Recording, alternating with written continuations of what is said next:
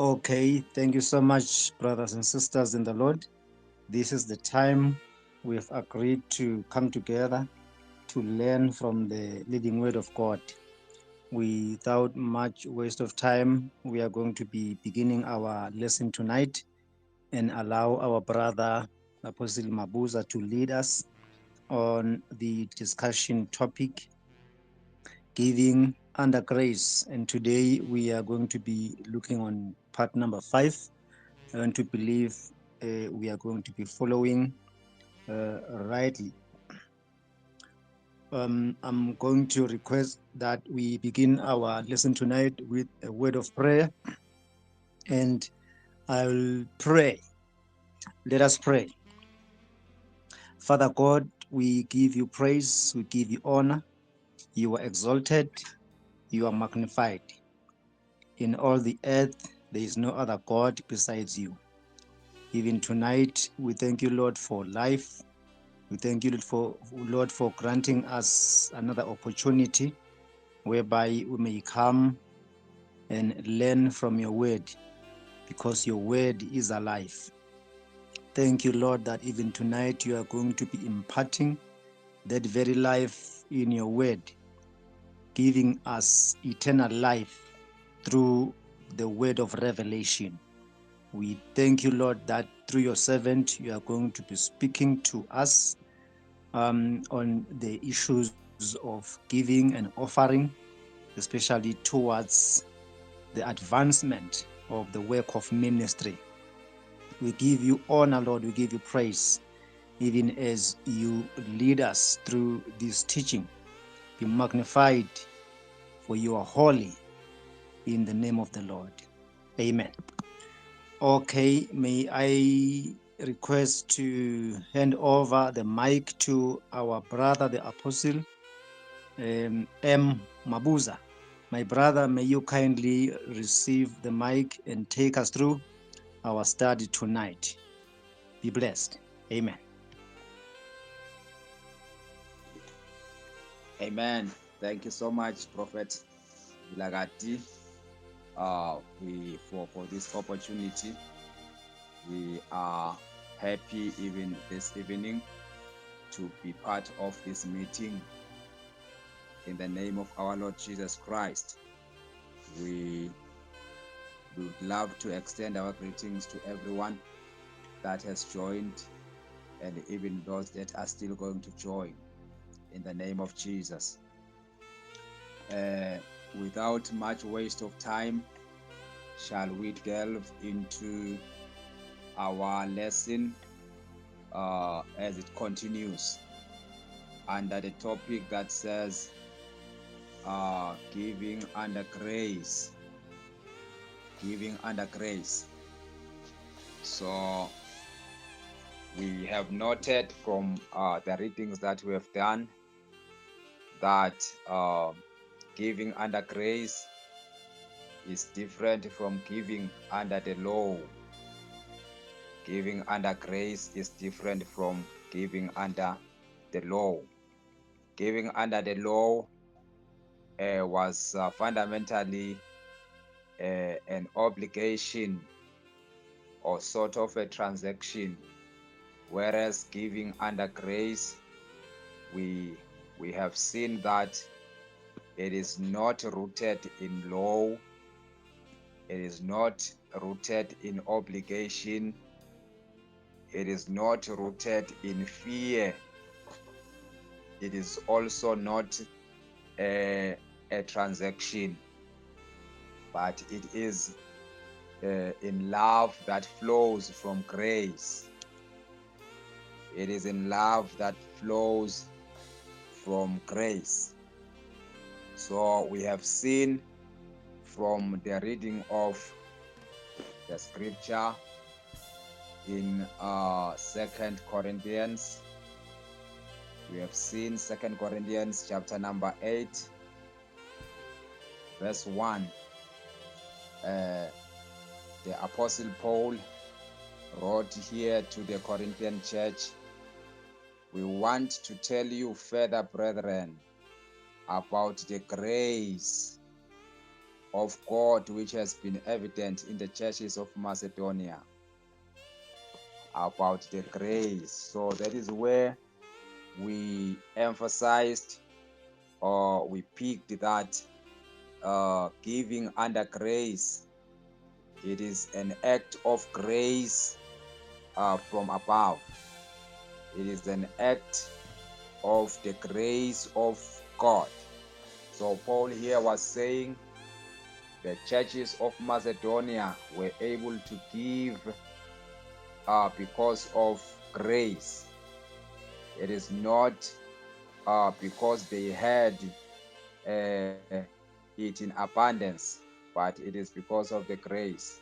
When you continue reading here, you get to understand that these churches in Macedonia, they were in great lack, they were in poverty, they were in severe tribulation. Things were not going well in their community.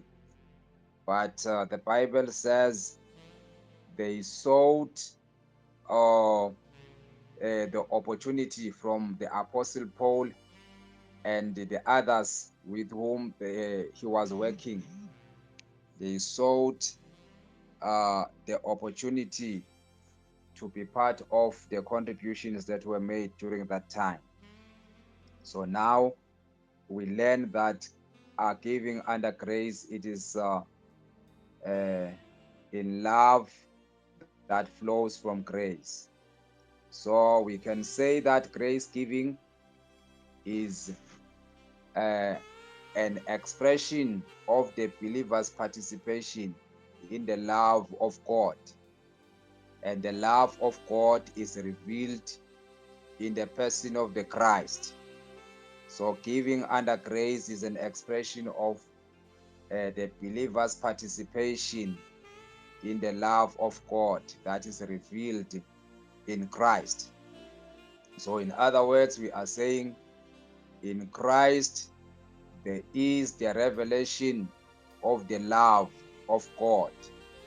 When you read the Bible in the book of John chapter number 3 verse 16, for God so loved the world that he gave his only begotten Son, that whosoever believes in him shall not perish but have everlasting life. So he gave because of the love that he had for mankind. So because of the love that God had, and this love is revealed in Christ. So we are saying the love of God is revealed in Christ. So the grace of God in Christ empowered the churches of Macedonia to give according to their ability and even beyond their ability. So now the motivation to give. Today I want us to look at the basic or the major motivation to give under grace. So we are saying the motivation has shifted now from the I must give perspective, that is the law. It has shifted from the law to I desire to give because I have received the grace of God. So now it has shifted into a desire to do it, a desire to do the giving. It is no longer a pressure, it is no longer an obligation, but now it is an inward desire. So what happens now is that the believer receives the grace of God, and the grace of God, it is giving birth to what we call love in the heart of the believer. And because of the love that the believer now has, they now can be able to give willingly or cheerfully or hilariously. They can be able to give not under compulsion, but with a willing heart. So it is because of the grace. The grace of God is empowering the believer to do the giving under grace. So now we are emphasizing, brethren, that the foundation of Christian giving is God Himself. So we cannot give under grace without the empowerment of God, without the grace of God. Because if we are without that grace, that divine empowerment, there are many questions that we can have and ending up not doing the giving. Why? Because we are lacking the grace. The grace is what transforms their hearts so that they are in a better position now to give according to the new covenant or according to grace. So now God gave not because humanity deserved it. So God, when He was giving, He didn't do it because humanity deserved, but God gave because of the love that He had for humanity. That is why the writing of John 3:16 says, "For God so loved the world that He gave His only Son." So for God so loved the world. So the reason why God gave, it is the love that He had. So we are saying the fundamental or the profound motivation to give under grace, it is the love of God. And where does this love comes from? It comes as a result of the grace that God has bestowed upon in the inside of the believer. It is because of the grace that the believer has received from above. Here, when we look at the order of doing things, we can see that the love comes first before the giving. We do not give to be loved, but we give because we have love. We give because we've received the love of God. And the love of God is being expressed in the person of the Christ, or it is being revealed in Christ. So we have the love of God when we have Christ in us and us in Christ. So we have the love of God. We are in a better position to give under grace when we are full of the love of God.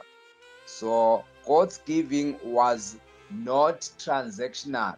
When God gave, it wasn't a transaction. He was not giving so that He could benefit anything, but His giving was sacrificial. His giving was gracious. He gave because of the grace. He gave so that He could be a sacrifice for the sins of the world. He gave so that He could be a propitiation of the sins of men. So now, the Gospel of John in chapter 3, it is establishing a new covenant principle, which says you give, you love first before you give. You give because there is love at heart. You give because there is love at heart. It is not that you are giving to earn love. You are loved. God first loved the believer, and the believer received the love of God. And then the believer is able to bless others by giving or through giving. This means that believers give because they are already loved, not because not to become loved, not because they want to be loved. You don't give to be loved, but you give because you are loved, because of the love of God in the inside of you. When we look at the book of Romans, chapter number 5, verse number 8, it says, "But God demonstrates his own love towards us, in that while we were still sinners, Christ died for us." So Christ is the expression of the love of God. So God demonstrates his love toward humanity, in that while humanity were sinners, while sin was in dominion in the world, then Christ died for humanity so that they could no longer live under the dominion of sin. So God demonstrated the love by coming and becoming a sacrifice for the sins of the world. So God gave before humanity responded. So God gave before humanity responded. Humanity responded to the love of God. Whatever that humanity was able to do afterwards, it was as a result of the initial act of love that was being made by God himself. So grace giving follows this same pattern. It is generosity that originates in love rather than merit or ability to do something. It is generosity that originates in love. So we become generous because God showed generosity to us by his grace, by giving us the love that transformed our hearts, the grace that transformed our hearts, so that they could minister to others through the act of giving. It is the transformation of the heart. So now, love is the greatest ethic for the Christian. It means here, when we are talking about giving under grace, love becomes central. Without the love of God, then we cannot do giving under grace, because we are saying under grace we give desiring to make an impact in society. We give desiring to meet the needs of the other brethren. We do it to make sure that we are prospering the kingdom. We do it because we are pushing the agenda of the kingdom of God, or the kingdom of heaven, for which we are partakers. So the new covenant, it is centering on love as the fulfillment of the will of God.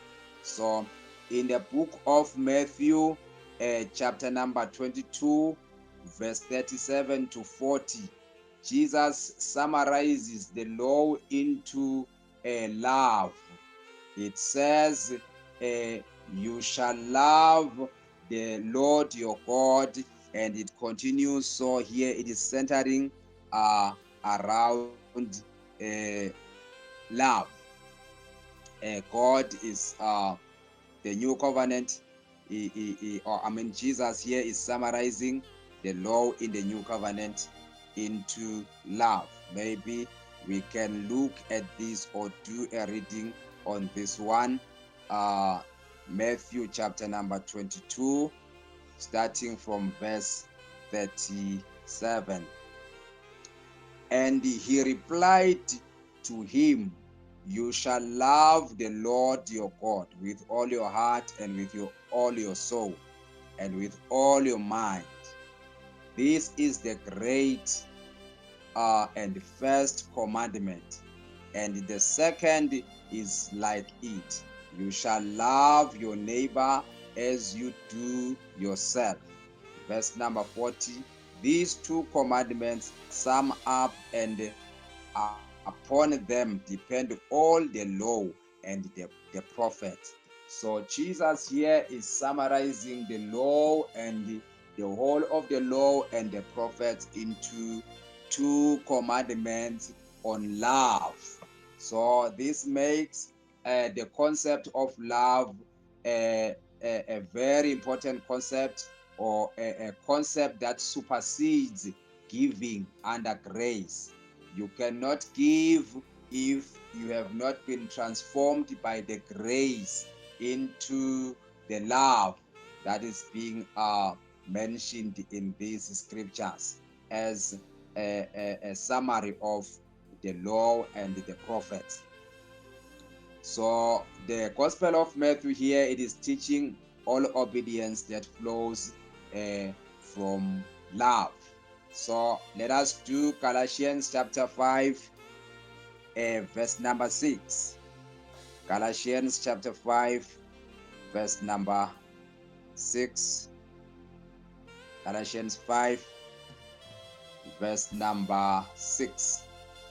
Here Paul the apostle says the only thing that counts, let me read in the Amplified, for we, not relying on the law, but through the Holy Spirit, by faith anticipate and wait for the blessing and good for which our righteousness and right standing with God, our conformity to his will in purpose, thought, and action causes us to hope. Okay, is it the reading that I meant to read here? Galatians 5, verse number 6. Yes, the only thing that counts is faith working through love. The only thing that matters here is, or that counts, is faith working through love. And love is the fulfillment of the law, according to Romans chapter number 13, verse 10. According to Romans 13, verse number 10, love is the fulfillment of the law. Verse number 10, chapter 13, Romans. Let us live and conduct ourselves honorably and becomingly, as in the open light of day, not in reveling and drunkenness, not in immorality and debauchery, not in quarreling and jealousy, but clothe yourself with the Lord Jesus Christ, and make no provision for the flesh. Put to a stop to thinking about the evil cravings of the, no, this one is not verse number 10. I was reading verse 13, not verse 13, but verse number 10. It says, love does no wrong to one's neighbor. It never hurts anybody. Therefore, love meets all the requirements and is the fulfillment of the law. That is what I was looking for. Love is therefore a fulfillment of the law, because it meets all the requirements of the law. Therefore, if love fulfills the law, it means giving under grace is fulfilled through love and not compulsion. Therefore, giving under grace is fulfilled through love, not compulsion. So love is central here in the concept of giving under grace. You cannot give if you do not have the love of God. And the love of God comes through or courtesy of the grace of God. As we have read that the grace of God enabled the people in Macedonia to do giving according to their ability and even beyond their ability because of the grace of God. So giving under grace, as it is also called grace giving, we are saying it is not motivated by any other thing but love. It is not motivated by pressure, but it is motivated by love, the love of God in the heart of the believer. It is what propels the believer to give under grace. So one of the clearest passages here is that of 2 Corinthians chapter 9 verse 7, as we have read the other time. Each one must give as he has decided in his heart, not reluctantly or under compulsion, for God loves a cheerful giver. Each one must give as he has decided in his heart. So giving under grace is a result of the transformation of the heart. The believer has to experience a transformation in their heart so that he could or they could give not under compulsion, give not reluctantly, but give cheerfully with a willing heart, with a desiring heart, so that the person out of a willing heart could desire to lend out a hand. The word cheerful here, it is the word hilaros that had the connotation that it must be joyful. The giving must be joyful.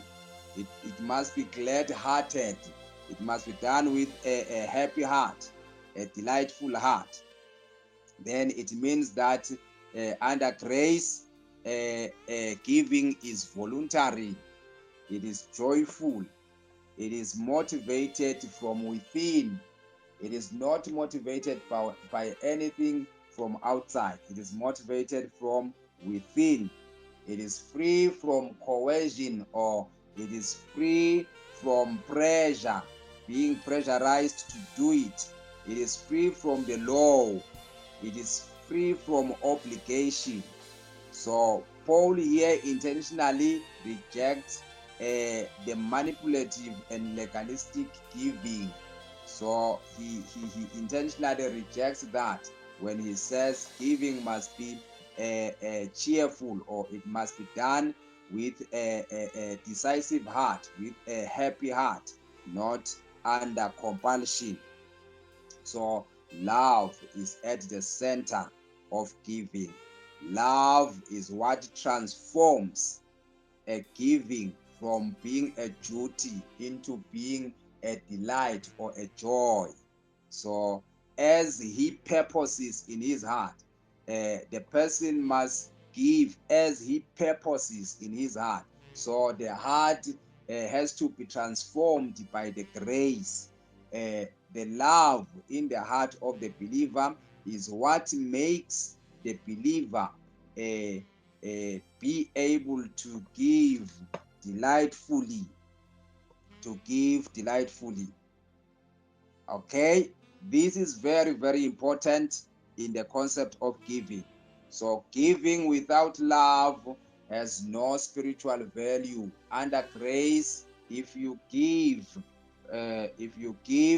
without love, then that has no spiritual value, because giving must be without pressure. It must be without coercion. So it must be done with a willing heart. It must be done willingly and joyfully. So one may give much money and still miss the heart of God. So you can give a lot of money but still miss the heart. What does it mean? It means that under grace, since the giving, we are not particular about how much you are giving. We are not particular about the amount, but here we are particular about the posture of the heart when the activity is executed. How does your heart stand in as far as the love of God is concerned? So love is not an addition to the giving, but it is the foundation of giving. We give because of the love. We don't give and then love, but we give because we love. So the love is a foundation of giving under grace. So we are saying also grace is what produces generosity through love. We have already alluded to this one, as Paul has presented as presented the churches of Macedonia as an example in 2 Corinthians chapter 8, verse number 2. Even though they were in severe affliction, their abundance of joy and their extreme poverty overflowed in a wealth of generosity, even though things were not going well for them. But because of the grace of God, they were able to be generous. They were able to exhibit a wealth of generosity by what they did when they gave to the churches or to the saints in Jerusalem. So they gave not because of pressure, but they gave because of the grace that had transformed their hearts. So Paul here is explaining that it is because of the grace of God that the churches of Macedonia were able to give. So giving is described as a work of grace and not a work of the law. So under grace, giving is a result of grace, and it is working through the love that God bestows in the heart of the believer because of the grace that God has. So, according to Paul here, generosity there is generosity in the love of Christ. So, because of the grace, the churches of Macedonia, they showed great love, and therefore they were able to show generosity by lending out a hand to the needy individuals in Jerusalem. Verse number 9 in 2 Corinthians chapter 8 declares that the model of giving under grace, it is the self-giving love of Christ. Even though he was rich, for their sake he became poor. Even though he was rich, for their sake he became poor. We did mention that the richness here, contextually, it refers to the glory of God before incarnation.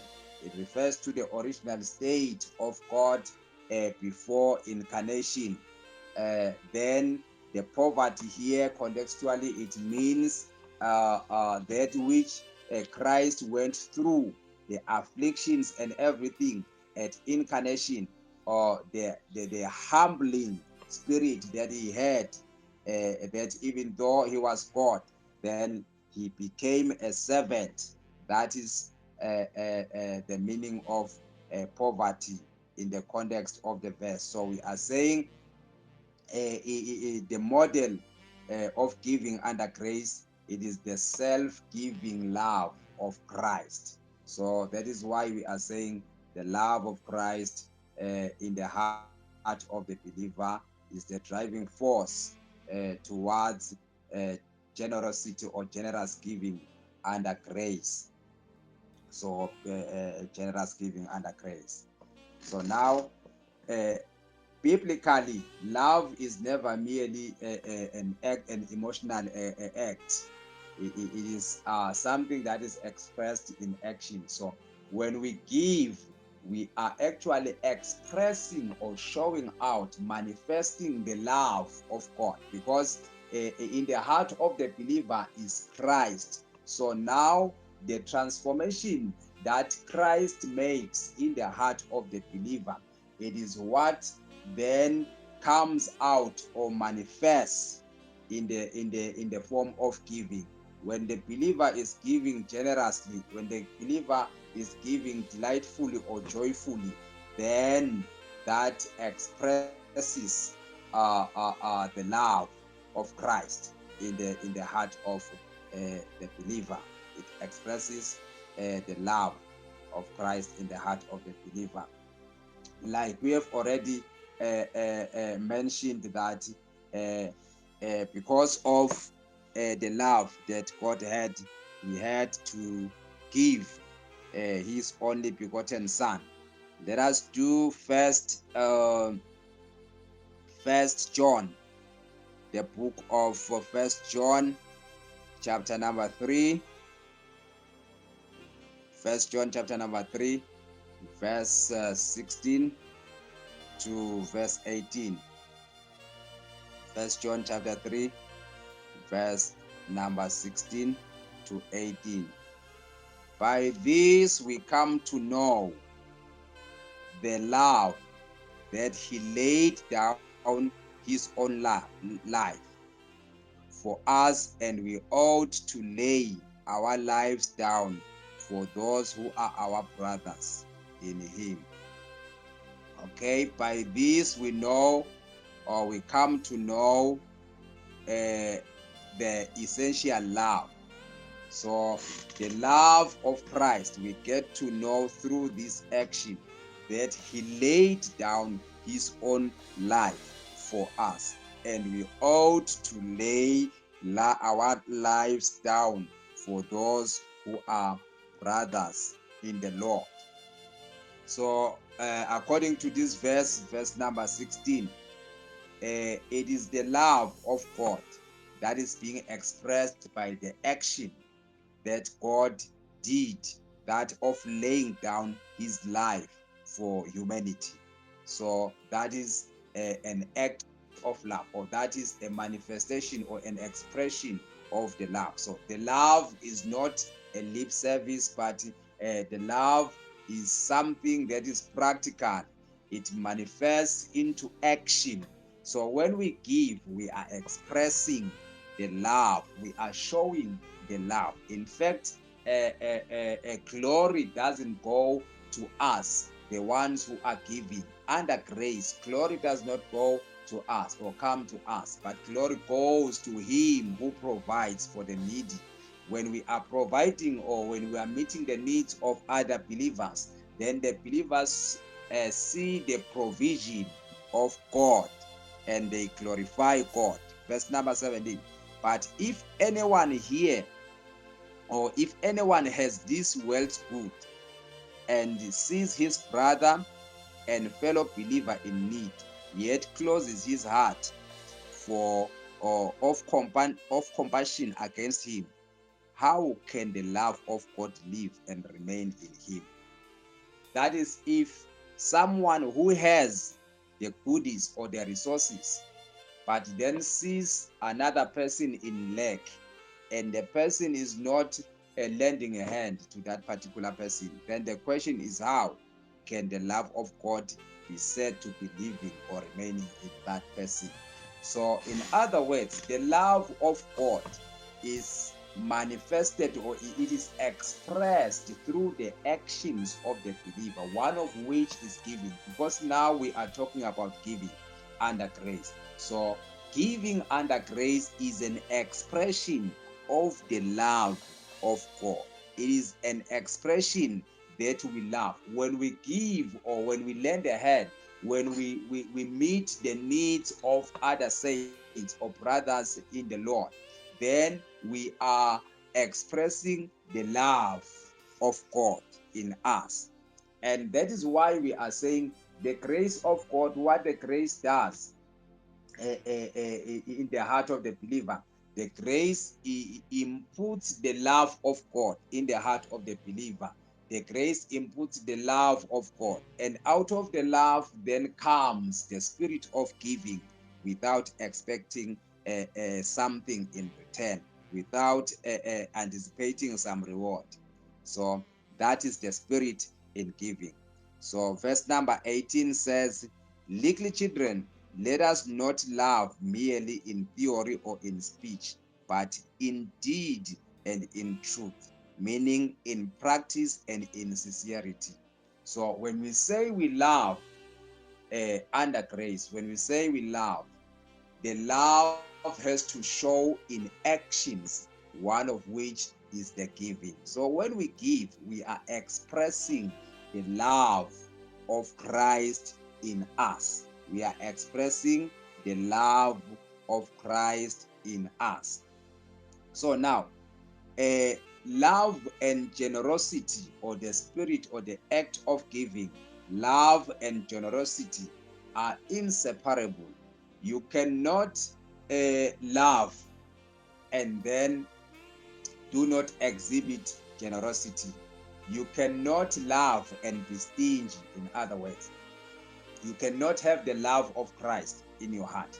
You cannot have a transformed heart, a heart that is transformed by Christ, by the love of Christ, by the grace of Christ.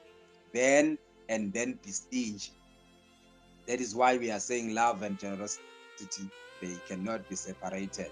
So now, the question under grace becomes, how can I express the love of Christ? How can I express? So the desire in the believer or in the heart of the believer is that how can I express?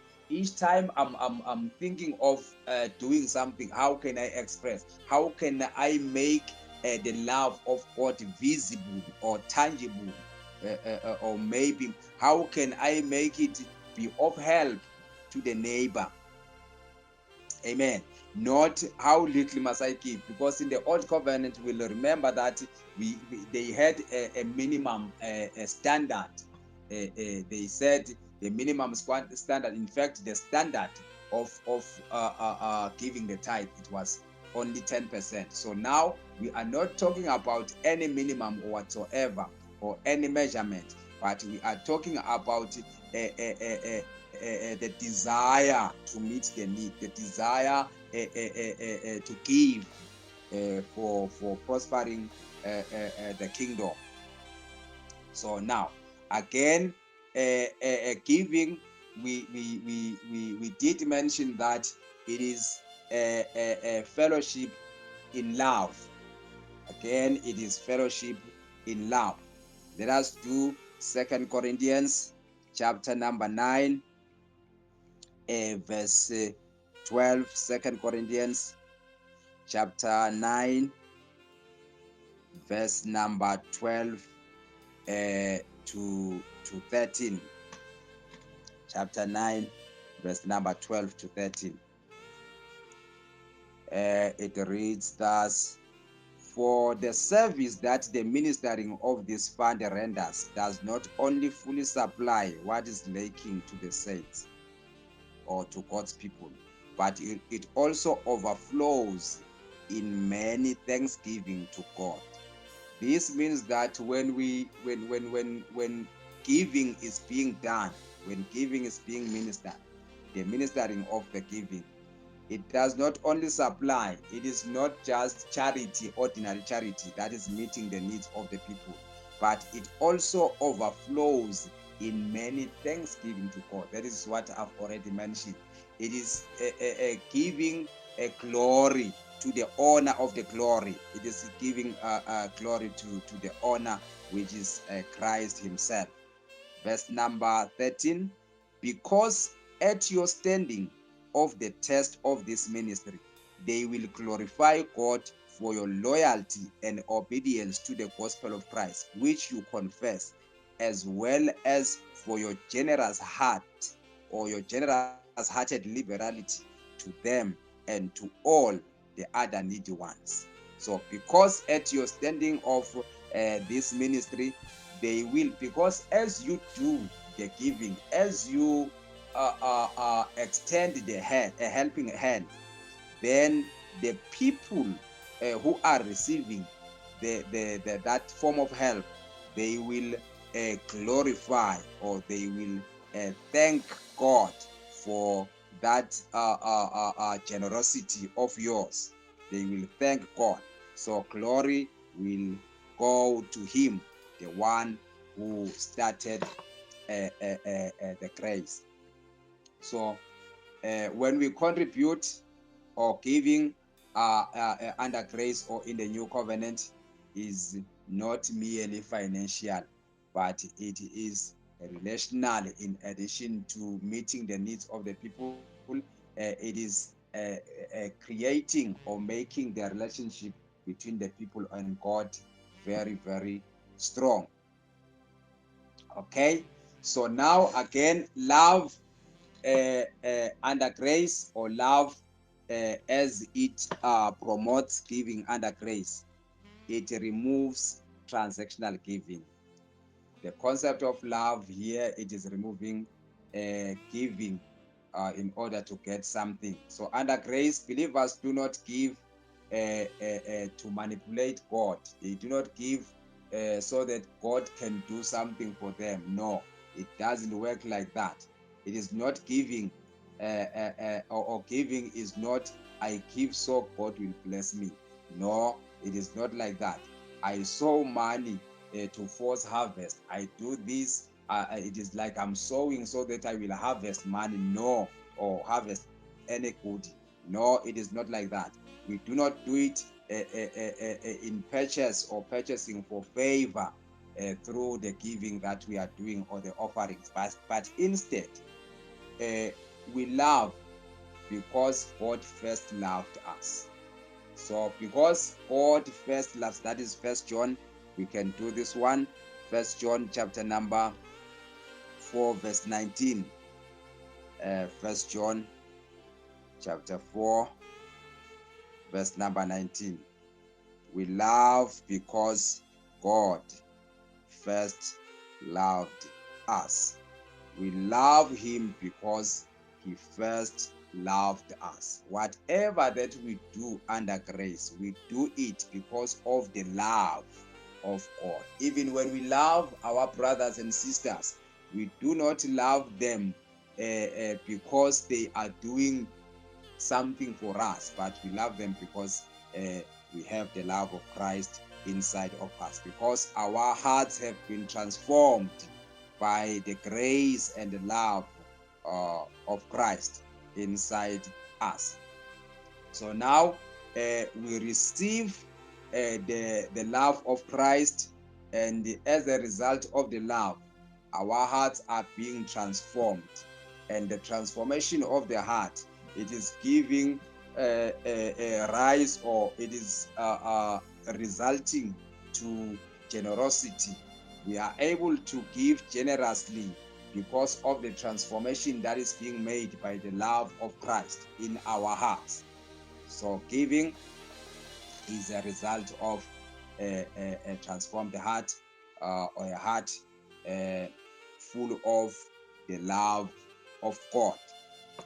So we are saying, as we come to an end because of time, we are saying love is central, it is fundamental. Love is the foundation of giving under grace. We do not give under grace to earn love. It is incorrect, or it is not proper for us to do giving to be loved by our pastors, for example. Then it is not the proper way of doing it. We don't do it so that our pastors can love us, that we are giving. we don't do it even for approval by those who are in need, to be thanked by those that are in need, to be glorified by those that are in need, but we do it so that God could be glorified.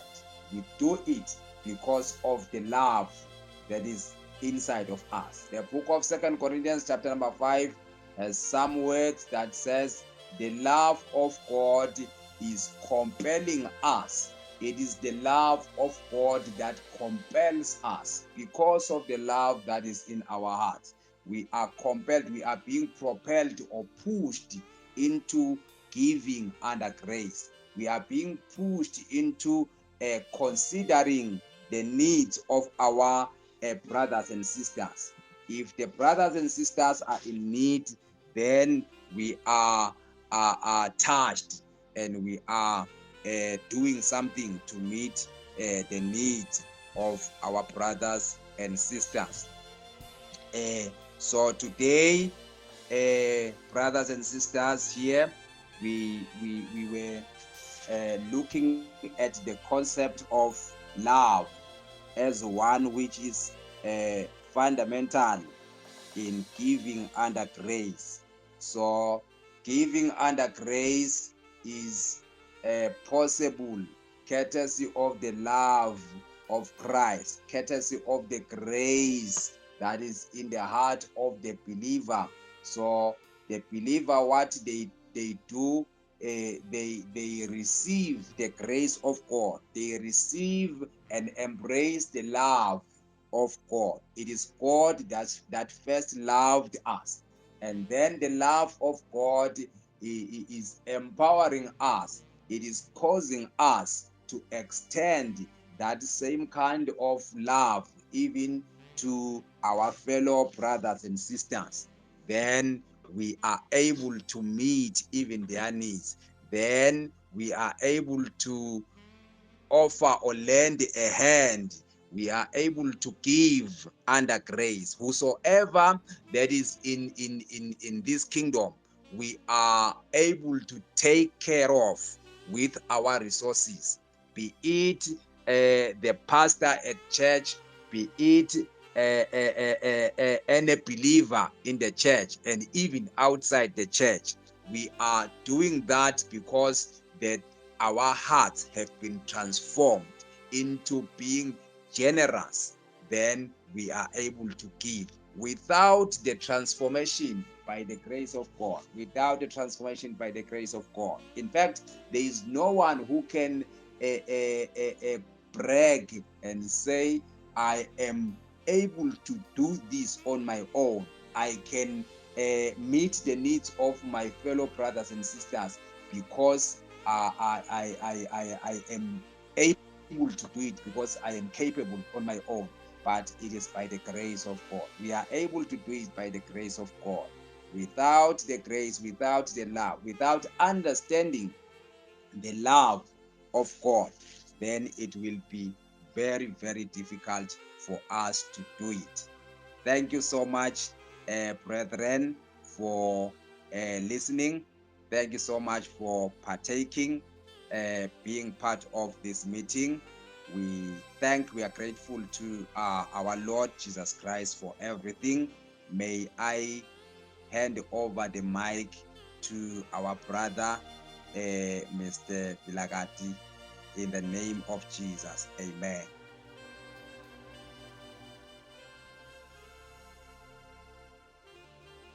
Glory, glory, glory, glory. Thank you so much, my brother, for your dedication into the word, that you may come to us to share this great news, especially on the area of giving under this everlasting grace. I was picking some few points while you were drilling us tonight. You brought it again that the Macedonian churches, they sought from the leadership to be part of the giving towards the Jerusalem offering. It came from the Macedonian churches, and they requested their leaders to be part of the giving process. I want to believe our people are going to emulate that, giving coming from our hearts, not a demand from our leaders. You also talked about the motivation towards giving. You say we give because we are motivated by grace. And you also spoke something which is very crucial there when you said our giving stems up from the desire, not from the must. We are not giving because we must, but we are giving because we have the desire. Our motivation is a desire that comes from within. So the believer is motivated by love to give, not by a command. And so you also said grace teaches and motivates the believer to give.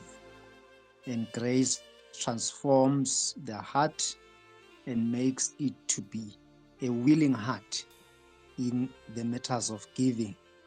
In John 3:16, we see God being motivated by the love of mankind.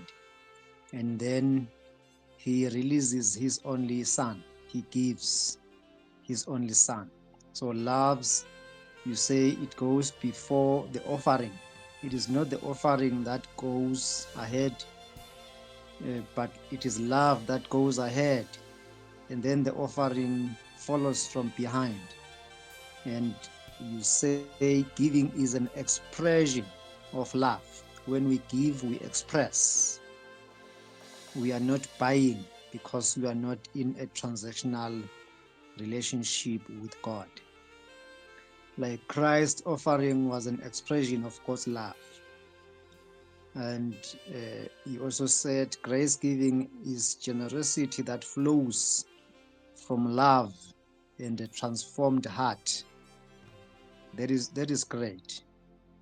We cannot be generous if we do not have the love flowing from our transformed hearts. We must be first transformed and then be imparted with God's love. And then out of the love of God will flow the act of generosity. And under grace, we give because we want to release a blessing to others. We do not give because we want God to release a blessing towards us, but we give, our gifts are a released blessing to others. So that one also motivates us. And then you also, in fact, you were drilling much on the love, as you said the law is summarized in the act of love, and love is the fulfillment of the law. When we love, we fulfill all the demands of the law, and when we give out of love, we fulfill all the demands of the law. Thus we emulate the character of the Christ. He did whatever he did for mankind because he loved us, and so he fulfilled all the demands of the law. Thank you so much, my brother, for that.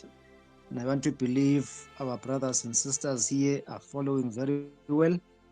And I will give them 2 minutes for questions or for any addition before we close tonight with a word of prayer.